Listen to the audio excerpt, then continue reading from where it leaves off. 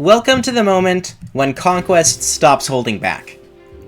We've seen a few enemy-only skills before, most notably Winged Shield, but now is when they start coming out in full force. This map is full of enemies with Inevitable End. The next does the same thing with Staff Savant, and Endgame has both. This, to put it lightly, is quite controversial. In addition to being outnumbered, I am now outgunned. These ninjas will debuff any tank, except some very particular specialists, you try to send into their range over and over, while applying Poison Strike and Grizzly Wound until the tank dies. On top of all of that, some of them have the 3-range Spy Shuriken, something you literally can't counterattack. And that's the easier half of the chapter. I won't mince words. This is not a fair fight. Not in the slightest, which is why a lot of players choose to ignore it and simply build a core incapable of easily winning the duel with Ryoma. It's an unfair fight, and I love it. I come from the Nuzlocke community. The makers of the hardest ROM hacks, most notably Dexa, have understood for a while the core player advantage in strategy games, something that carries over almost 1-to-1 to Fire Emblem. In order to match that player advantage and create true challenge, the enemy having a leg up on you power-wise is basically forced, and that's what we're seeing here with these formations of 3-range Inevitable End enemies. Now, I don't have a specialized team for this map. Sophie, despite having access to Bow Knight, didn't dip for Shuriken Breaker. Neither did Xander, actually. My Bowbreaker Sorcerer, Forrest, doesn't even come close to one-shotting the ninjas, even with the Calamity Gate. My team is just a few really well-built standard combat units and a hell of a lot of support. That squad is joined by the newest recruit, Nobu, aka Rallyman. The deployment limit has risen for the final time to 16, and he slots right into the open spot. I'm actively choosing to face Hoshido's actual best troops with this, frankly, normal team in an Iron Man. Given how I viewed my decision to save the villagers in Sophie's paralogue, you might expect me to hold similar views regarding this. Nope. I stand by my decision. Let's see how I did. Now, I'm first heading to Kageto's side. The first obstacle is a linked group of enemies that won't move until my units enter the range of more than one of them. I did not know this for the first couple turns, so I'll check back in when I actually start attacking them. This will be a common theme in this chapter.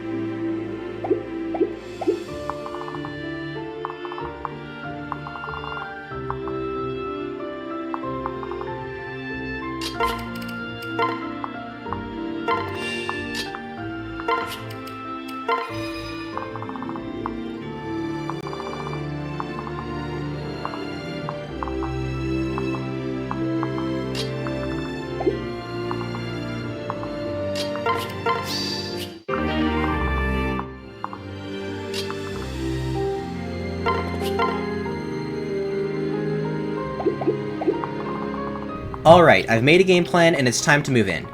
Buffed by Niles and Rallyman, Camilla one-rounds the closest Master of Arms.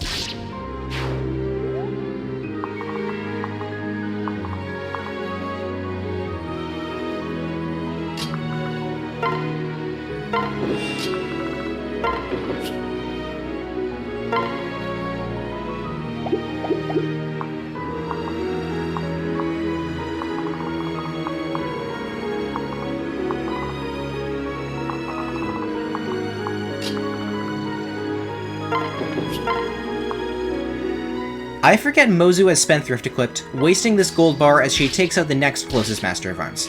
At least she got it back. She'll have a lot on her plate this enemy phase, but I'm sure she's got this.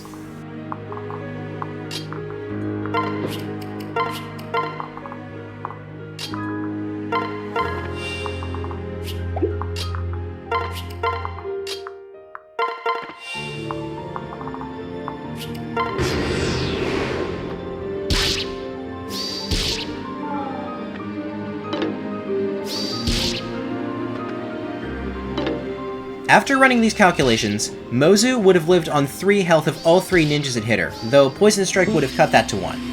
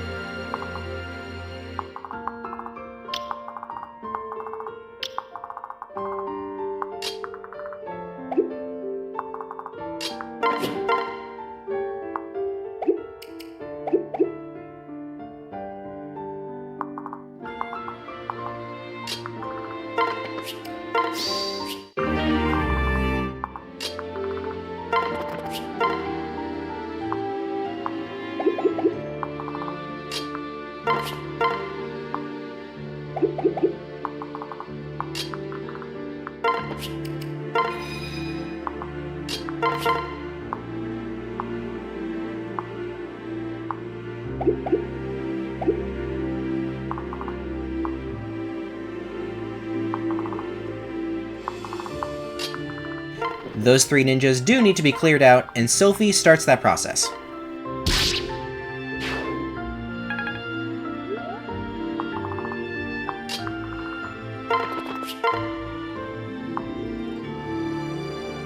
Xander makes an ultimately useless attack and gets debuffed by 1 Silver Shuriken. They don't stack if they double. and Camilla finishes the job.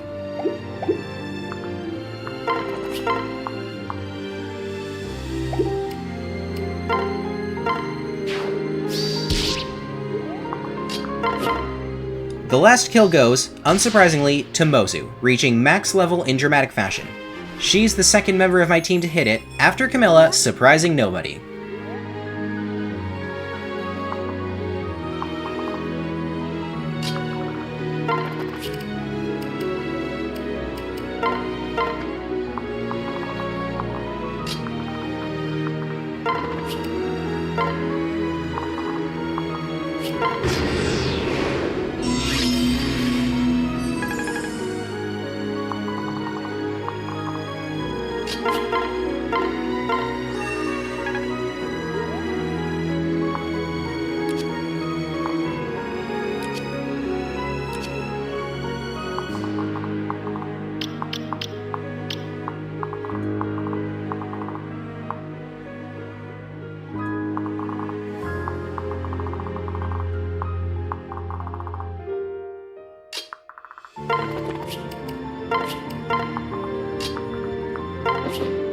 Effie hands over the bonk stick and other excess equipment to Niles. Given that she's my only combat unit using lances right now, that probably wasn't the best call, though Mozu appreciates the hee-hee bow.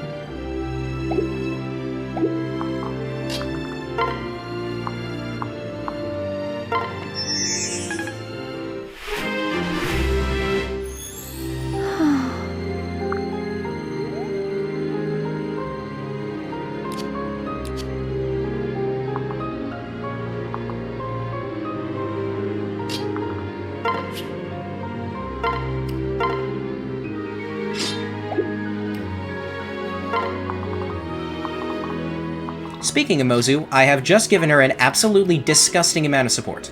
She's received every rally in the game outside of DLC and fancy footwork, has been sung to by Azura, is being backpacked by Camilla, and is under the effects of both Gentilhomme and Inspiration. She's getting all the support because she's about to enemy phase 3 Inevitable End Ninjas. Let's do this.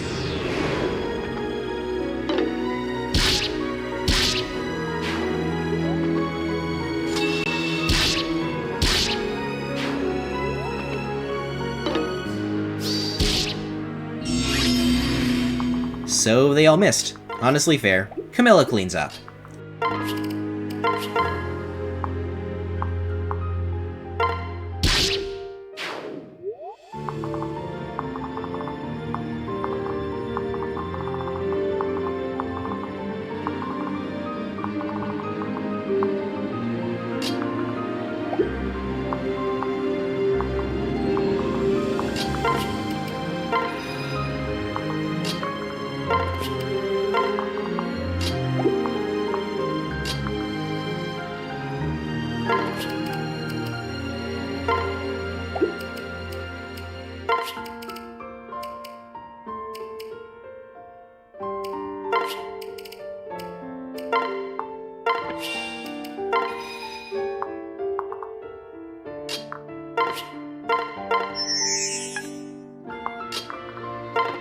Xander will actually do something by baiting in the final ninja in this room.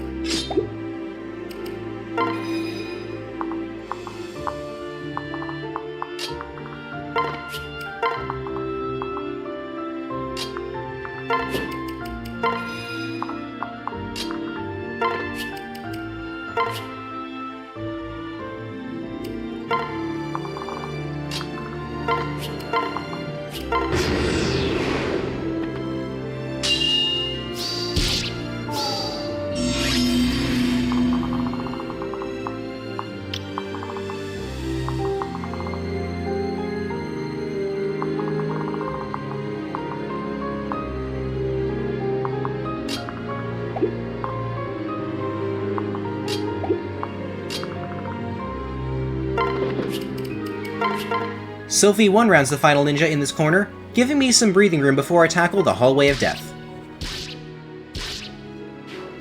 The Master of Arms and Master Ninja in the middle of this hallway won't move until units in their stationary attack range. Since this happens to coincide with the range of the Spice, Shuriken, Master Ninjas on either side, any unit that even does combat with either enemy is, by definition, in range of a deadly pincer attack. There is a way around this, but since I didn't know how these enemies worked, I'll spend a couple turns fumbling. Don't worry though, I found the workaround basically immediately.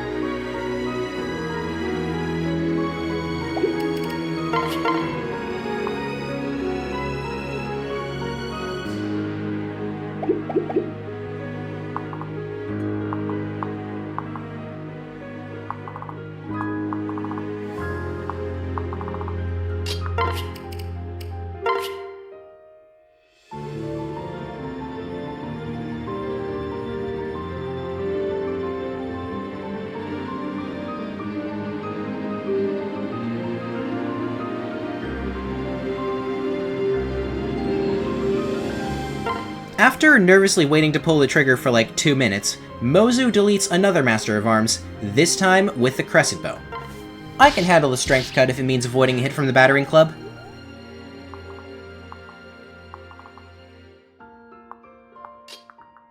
The workaround is Azura singing, then Xander sheltering.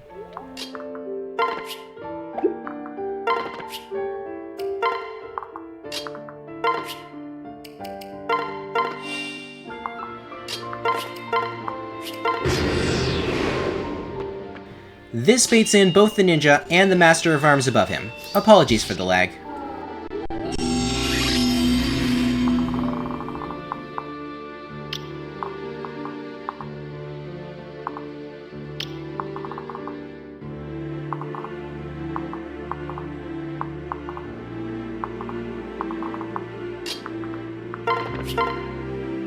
Crescent Bow's Strength Cut goes away if you attack in any way, by the way. This includes dual striking or even attacking with the Crescent Bow itself to nuke that ninja, like Mozu just did. The Hehe Bow will be sufficient to handle the remaining Master of Arms in the hallway.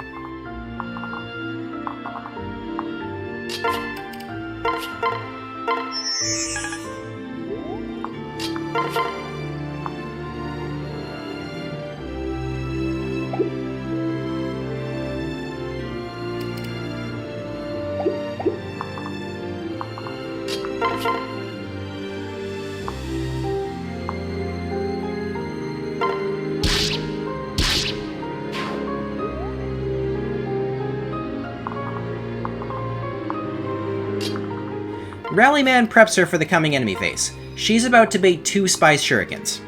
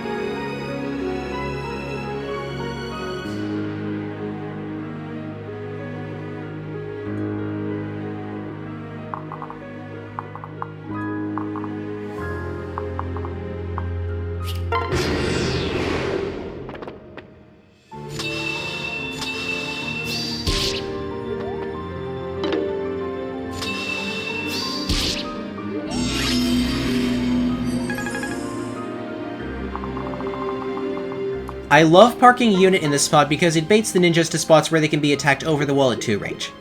Fun fact, the spy's weapons are exclusively 3 range. These ninjas can't counterattack Mozu at 2 range right now.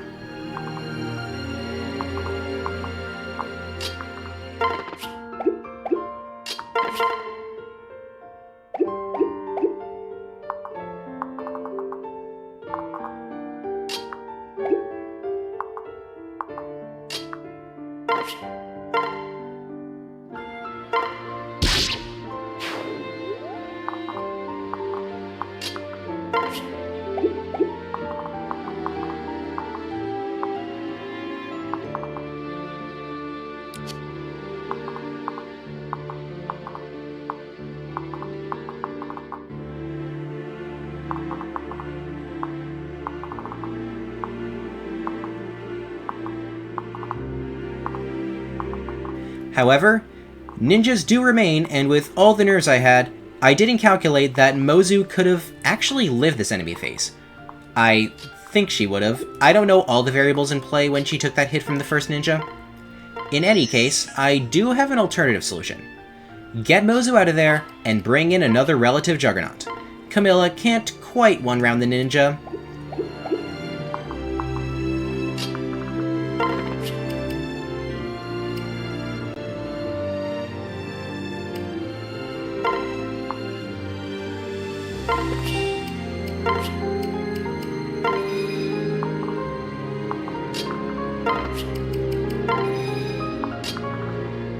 But she can with Dwyer's backpack! Every time I've rewatched this footage, including while writing the script, I thought I'd bring in Sophie, but no! Boltax Gaming all the way. Camilla hasn't received any spirit dusts, by the way.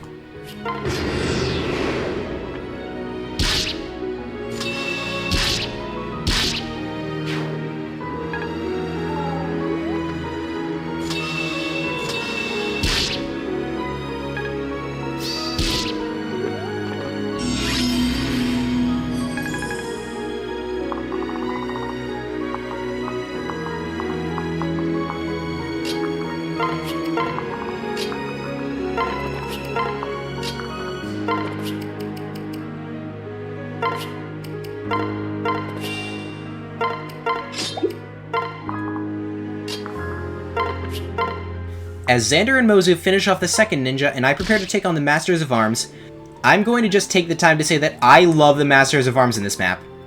Maybe I'm overreacting, but I set this monologue up in Chapter 22 and I'm finally going to pay it off, goddammit. Every Master of Arms in this map is unique. The 2 in the first group each had Seal Strength and Inevitable End, and were only differentiated by their weapons. The one at the front of the hallway had Counter Magic, which is one of the reasons Camilla didn't fight him. The other 3 unpaired MOAs in this hallway section each have an effective weapon and the corresponding breaker skill, while there's one Incognito's room up ahead with both Sword Fair and Lance Fair. As for the paired ones, those are my favorite. The lead one is defensive, with Pavis, Aegis, and a Guard Dog equipped, while the one in back has a Great Club, Death Blow, and Certain Blow. There's always something new around every corner when it comes to the enemies here. That even extends to the bosses, who we'll get to soon.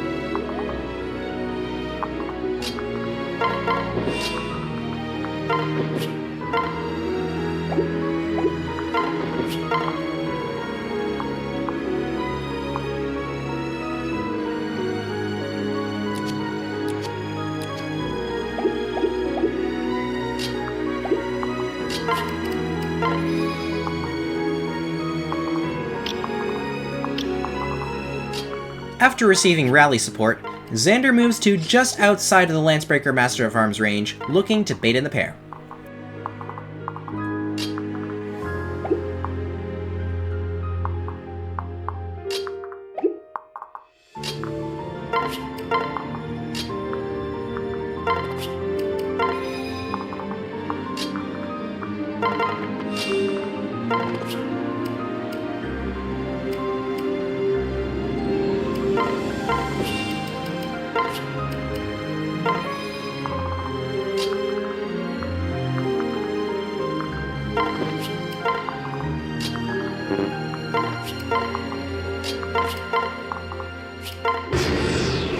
This was, however, inside the range of a Spy Shuriken Master Ninja in Kagura's room. As I'm waiting for the verdict, Ryoma finally makes his advance.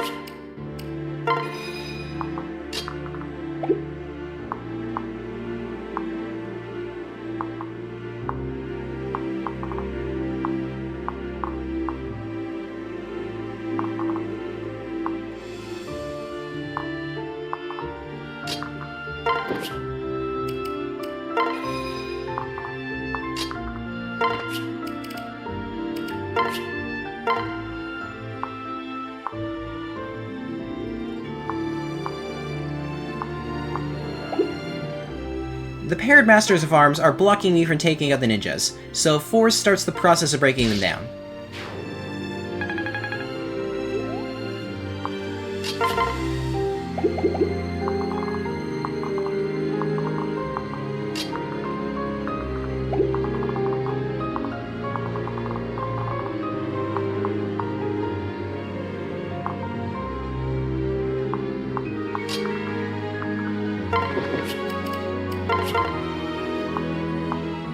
Sophie does a bit more than expected. Yep.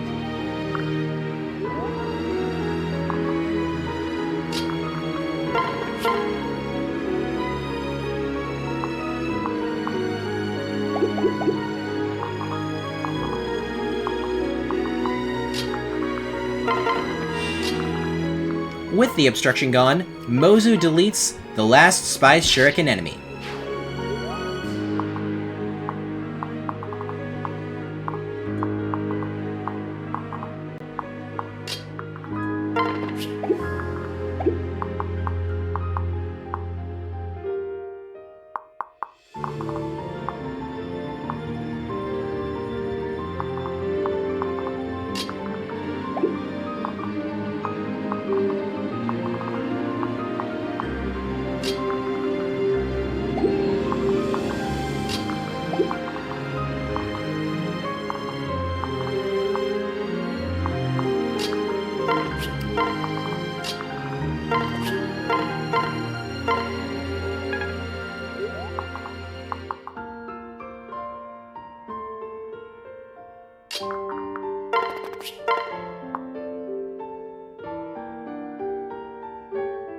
For seemingly no reason, I decide to put Niles in the choke point. It'll be fine. It's helpful to remember sometimes that all but my very frailest units can always live at least one hit from basically anyone.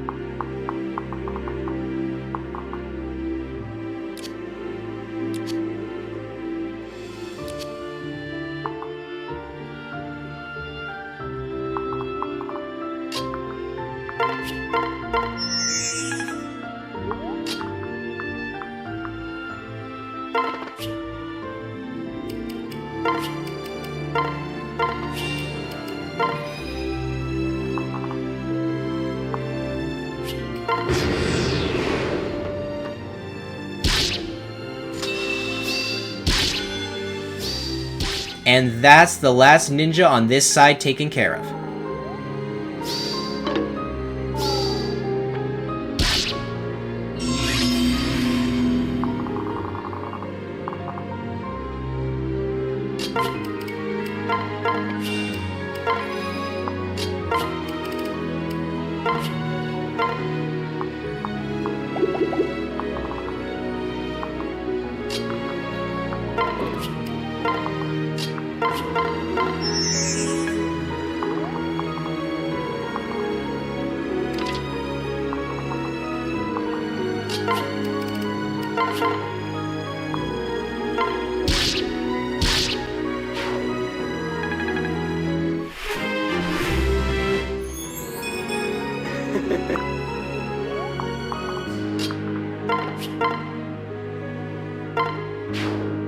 And now only Kagero remains.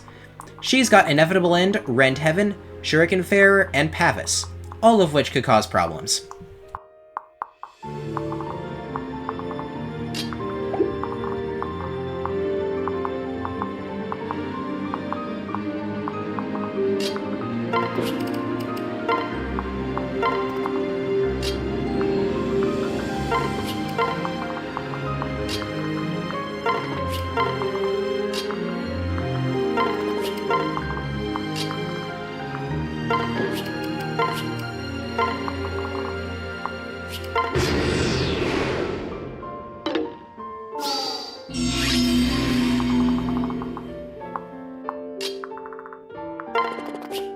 Niles grabs the first chest, a clean 10,000 gold.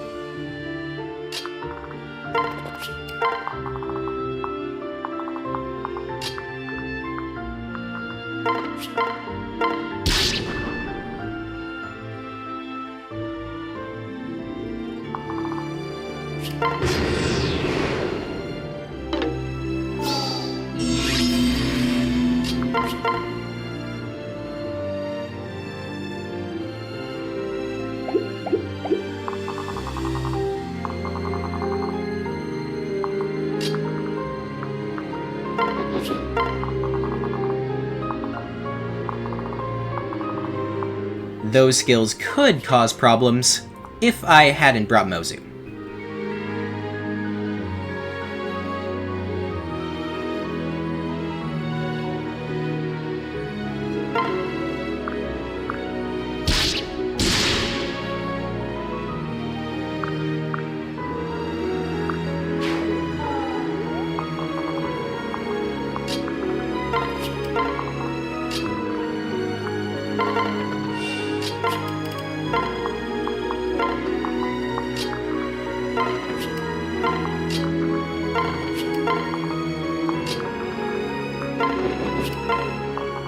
There's two things for me to discuss as I prepare to face Saizo's side. The first is what I meant by player advantage. As you just saw, even with this pretty normal team all things considered, Kagedo's troops didn't ever have any opportunities to kill one of my units. What I've been building up this entire time, you, as the player, know what's coming. You can plan around it, not only in terms of strategy, but tactics. My builds aren't exactly complicated. This Mozu's performance is indistinguishable from one that only used one Heart Seal, and none of my other units have changed classes more than twice besides Corrin. No builds more than medium investment. And even so, I was able to chip away, position perfectly, and demolish forces that both outnumber and outgun me. Inevitable End also doesn't matter much if you don't give the ninjas a chance to attack you. Mozu being able to kill ninjas in 2 hits with a Crescent Bow even after the strength cut is kind of absurd and I love it. The second is a unit whose performance I haven't really addressed at any point during this run, Corrin herself. I said a long time ago that Effie is worse in Gay Fates than in Base Conquest due to her best friendship now taking 2 maps longer to finish. Corrin is that, but taken to the extreme. One of the reasons Corrin is the best unit in Fates is their ability to gain multiple friendship classes from any character of the same gender they get an A support with, except Niles and Rajat. Gay Fates just completely removes that. All Corrin has is their talent and whoever they choose to S support, making for a much less flexible unit, and therefore a strictly worse one. As per the rules of the streamer I stole this challenge from, Corrin's talent and planned wife have been rerolled every single run, making Corrin's performance a bit variable to say the least. I've gotten some good and some bad ones, though nothing quite as funny as Troubadour Corrin with late Felicia marriage, which, by the way, gives neither of them any class and only gives Kana Troubadour. I'm just sad I couldn't make Archer Nina work that one time I rolled marrying her with Outlaw talent. She'd have been a great Shining Gokenchi. This time, however, I struck gold, and I'll admit this is a big part of why this attempt in particular has gotten this far. Mercenary talent and Baruka marriage, while not the most intuitive combination, works well for every stage of the game, and comes with the benefit of a marriage I don't have to feel weird about. I've been building Corrin in preparation for this duel for the entire game. I stayed in Nor Noble long enough to get Draconic Hex. I ground my axe rank in both Wyvern Lord and Hero. And I dipped into Wyvern Lord again for the final map where Flight's an upside. What I'm left with is a Corrin capable of wielding the Duel Club with Swordbreaker and Draconic Hex. I'm not going to mince words. Ryoma has no hit on me. It's literally 0. Now for the other, and more important side of the map. Also yes, Mozu did just move 41 tiles in a single turn a few minutes ago.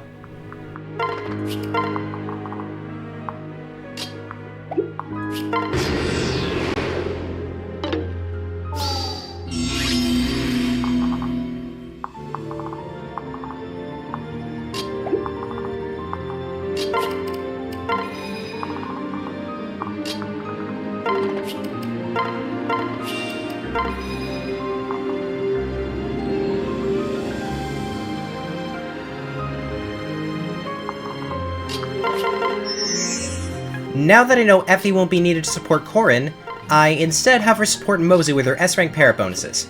She waits in range of at least one ninja, looking to get rid of the strength cut she took fighting Kagedo.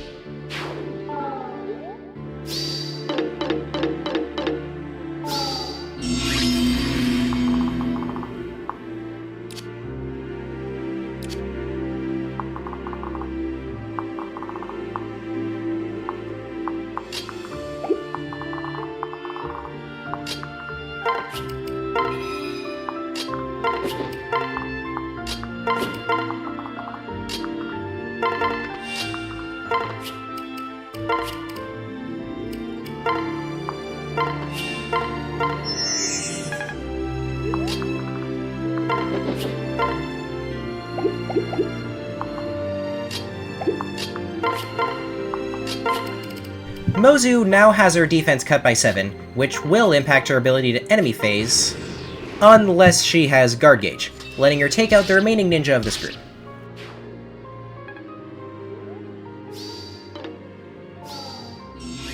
At this point, I decide to stop playing around. It's time to go all in. And by that, I mean I spam and turn until the debuffs have worn off.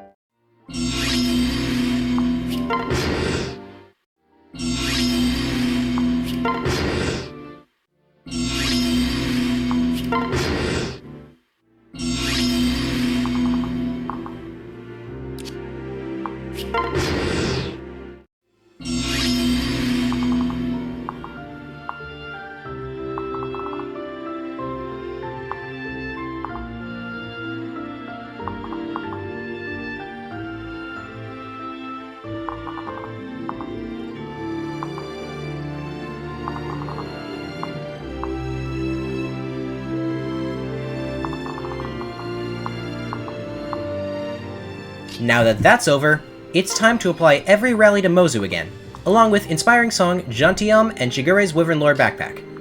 I'm not only facing ninjas this time, but a Swordmaster at S-rank weapon triangle advantage. It'll be fine though.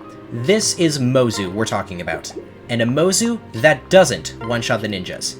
That's significant, and we're about to find out why.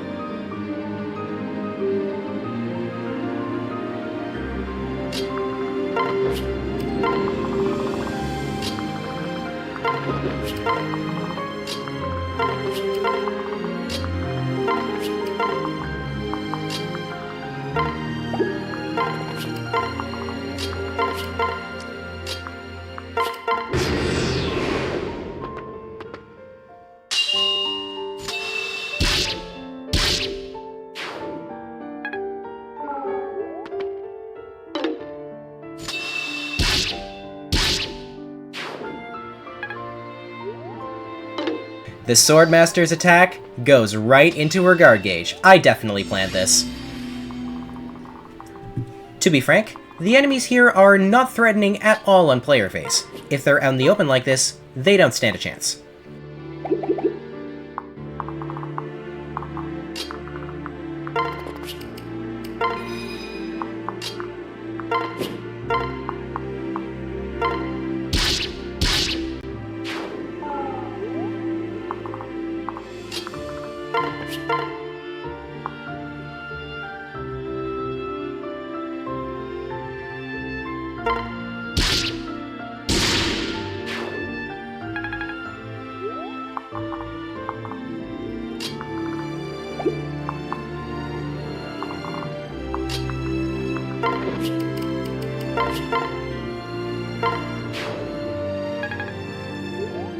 While I slowly inch closer to this ninja over the course of several turns, I'm going to take a close look at what I'm up against, because this might just be the hardest enemy formation in the game for one simple reason: the Automata.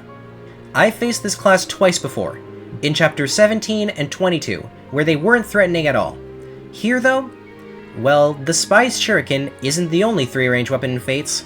These Automata all have the Spy's Yumi in their inventory. This means they can't be counterattacked, and they not only have sealed defense and inevitable end to destroy any tank you throw into their path, they have lunge to force that tank into range of the ninjas and swordmasters around them. If you're not careful, the chain of Automata can pull you directly into Saizo's range, and he can just wipe you out right then and there since you've been debuffed so much. The best way to deal with this group is player phase hyper offense, more so than any other enemy group in the entire game, save perhaps the Monster Room next chapter. However, I don't quite have enough missiles to throw at this target, and I certainly don't have anyone who can pull this off in enemy phase.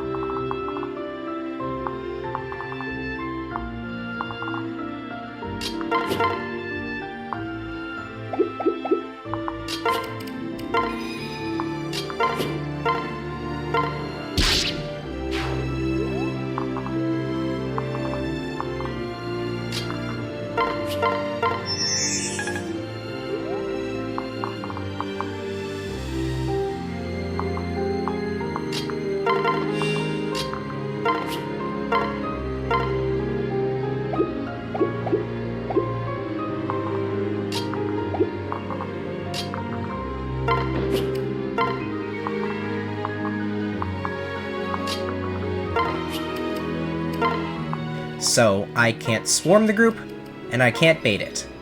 That leaves one solution. It's finally time to break out my status staves. Felicia gets the best odds I can possibly give her and entraps one of the automata. And then we beat it to death.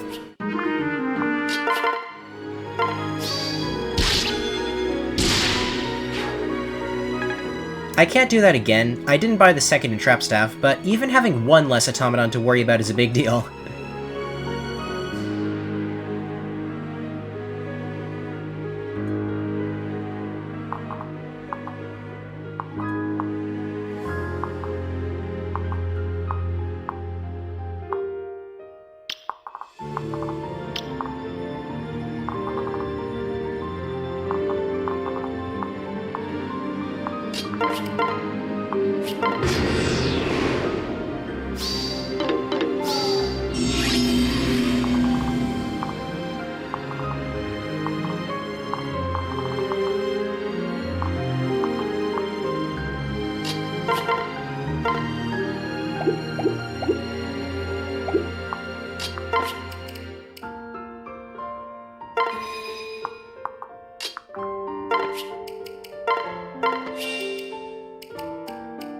Izana freezes that automaton, giving me a ton more room to maneuver closer, in preparation for that player phase push I was talking about, while still killing a couple ninjas on enemy phase courtesy of Mozu.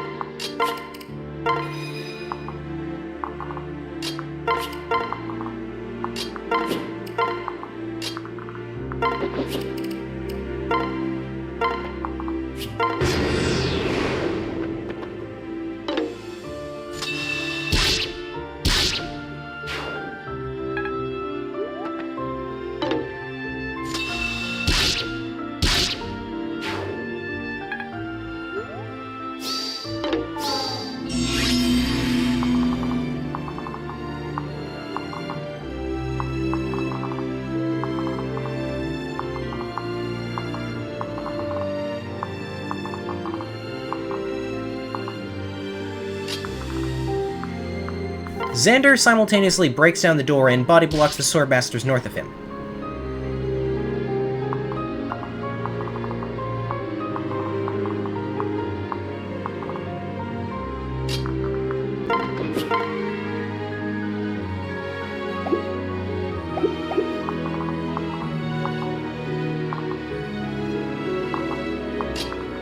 Mozu charges forward to establish bow superiority.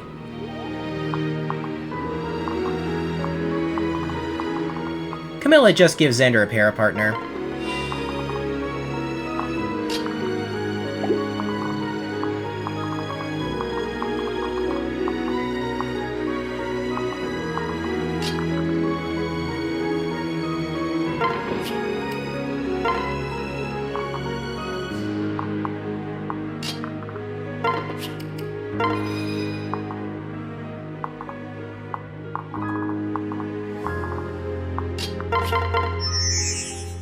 That's the third unit in my army to hit max level.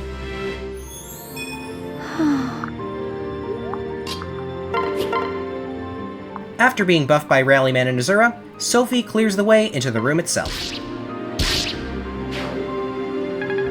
Now, these Swordmasters could certainly kill Mozu in one round, if they had the chance to. They only move to attack if a unit is in the range of both them and a nearby automaton, all of which are destroyed.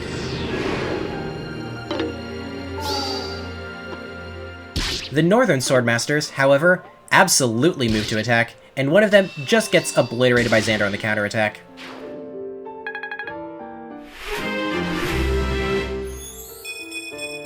Not it.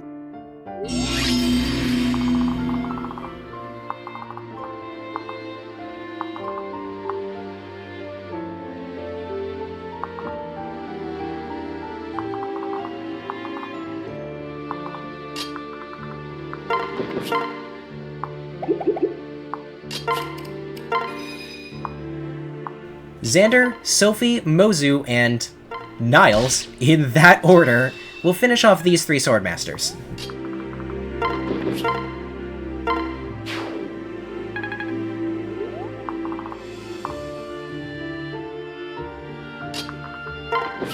S rank weapon triangle disadvantage, by the way.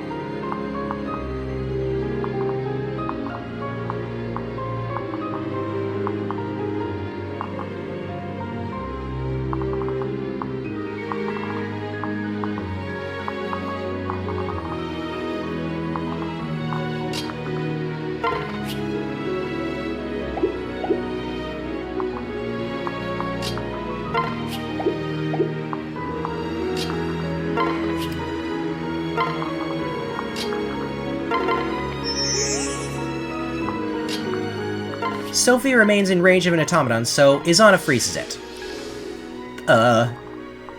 You got this, Sophie.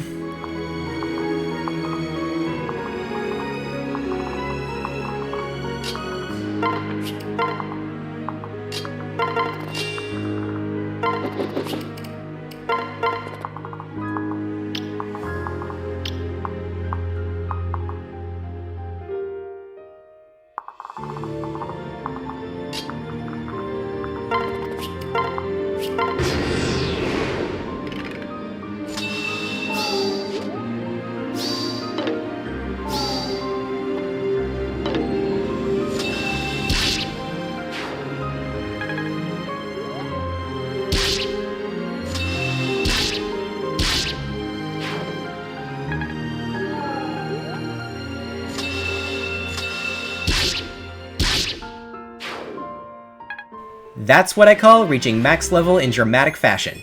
That's 4.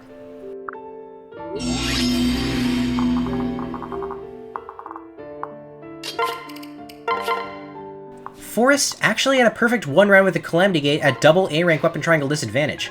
That's Bowbreaker for ya.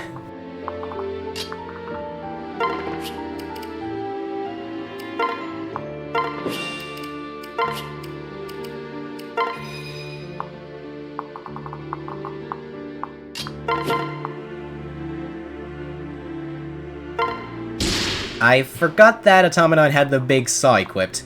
I see no other explanation for what I just did. Moving on.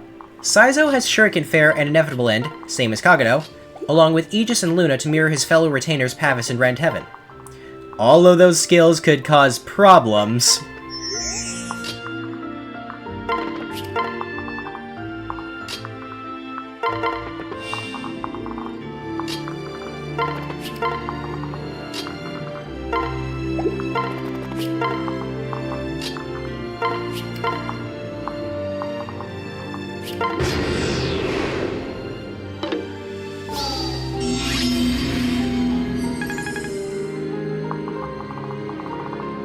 Niles dips back to pick up the second, and much more important chest.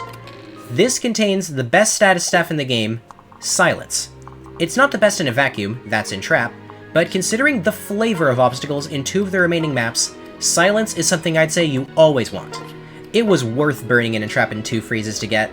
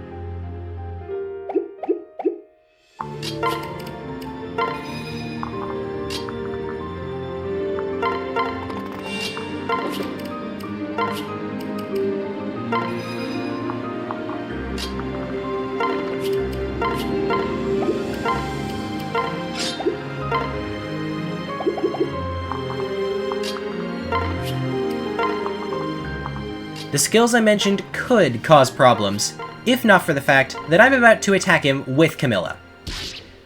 Inspiring Song would have eliminated the 0.647% chance of failure here from Luna Critical. Didn't happen though, and so only Ryoma remains.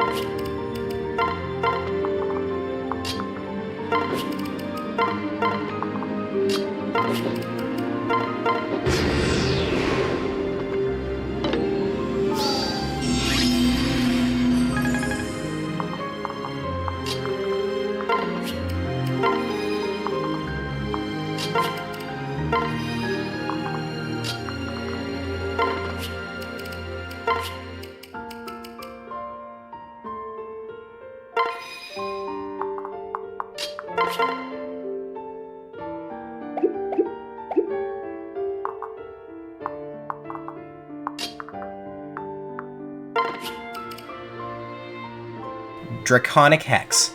Every non-DLC rally in the game besides Fancy Footwork. Mozu's Pair-Up. Rose's Thorns. inspiration, and inspiring song. Even with the Dragon Vein triggered to reduce Corrin's Avoid, it feels so good seeing 0 hit from Ryoma. Now Corrin, finish routing this map.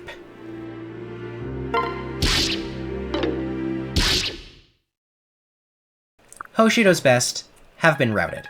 Nor and Valor remain. See you next time for the final episode of this Iron Man. I'm doing the last 3 chapters in one go. I cannot fall into the hands of an enemy, so I fulfill a samurai's final duty.